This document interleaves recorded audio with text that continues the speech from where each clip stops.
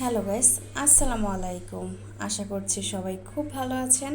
আলহামদুলিল্লাহ আমিও খুব ভালো আছি। তো সকালবেলা উঠেই রায়ানের জন্য পরোটা বানালাম আর আমাদের জন্য রুটি বানালাম। পাশের চুলায় মাংস রান্না হচ্ছে।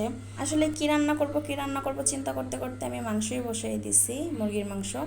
আর এদিকে এটা হচ্ছে একটা সুন্দর ভেজিটেবল মানে সবজি, চিকেন দিয়ে রান্না করা হয়েছে। এটা হচ্ছে একটা মুরগির মাংসের তরকারি। মানে গতকালকে আমার একটা আন্টির ম্যারেজ ডে না সরি বার্থডে ছিল। তো তারপরে আমাকে অনেকগুলা খাবার পাঠানো হয়েছে, সবজি, রাইস, চিকেন এগুলা পাঠানো হয়েছিল। তো এই সবজিটা কিন্তু অনেক মজা হয়েছে আর সবজিটা দিয়ে আমি রুটি খাচ্ছি। অনেক অনেক অনেক মজা লাগতেছিল। আমি তো এক বাটি সবজি সকালবেলা শেষ করে ফেলছি। তো এটা হচ্ছিল মিষ্টি।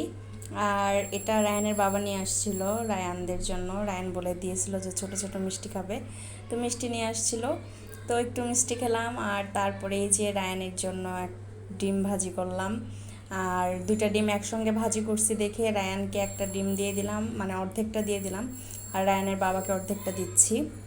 দুইটা ডিম একসাথে ভাজি করলে মানে সময়টা একটু বাঁচে, তাড়াতাড়ি হয়ে যায়। এই জন্য দুইটা ডিম একসাথেই ভেজে জাস্ট মাঝখান থেকে কেটে দেই। এদিকে হচ্ছে আবারও আমি পুঁই শাক রান্না করতেছি, কারণ গতকালকের পুঁই শাক রান্নাটা অনেক লবণ হয়েছিল, এই জন্য এই পুঁই শাকের সাথে আমি মিশিয়ে দিব গতকালকের পুঁই শাকটা, তাহলে একটু লবণটা কম লাগবে। আর এদিকে হচ্ছে একটু আমি বাটার মাছ ভুনা করব, শুধু পেঁয়াজ দিয়ে ভুনা করতেছিলাম, কারণ অলরেডি অনেক মাংসের তরকারি আছে ঘরের মধ্যে। তো রায়নের বাবা আবার একদম চিকেন খেতে চায় না, এই জন্য তার জন্য একটু মাছ ভুনা করতেছিলাম।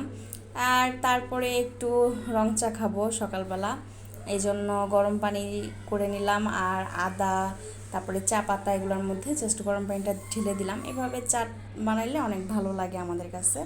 তো এইভাবে যখন আমরা রং চাটা খাই তখন আমি এইভাবেই খাওয়ার চেষ্টা করি, কারণ রায়নের ভাবে এইভাবেই খায়।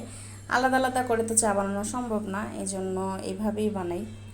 আর ওই এতটুকু পরোটা রায়ান রেখে দিছিল, ওই এতটুকু পরোটার বেশি হয়েছে।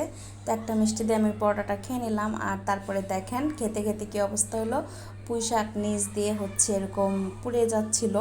ঘ্রাণ পেয়ে দৌড়ে আসে আর এসেই দেখি যে সত্যি সত্যি পুড়েই গেছে। তো যাই হোক, তারপরে আমি এই তো শাকটা পেঁয়াজ, একটু রসুন, একটু শুকামরিচ দিয়ে বাগার দিচ্ছি। আর গতকালকের পুঁই শাকটা কিন্তু আমি মিশিয়ে দিচ্ছি এটার সাথে, কারণ তাইলে একটু লবণটা কম হবে। এত বেশি লবণ হয়েছিল যে মানে খাওয়ার মতো না। তো এই ছিল আজকে আমার রান্না বান্না।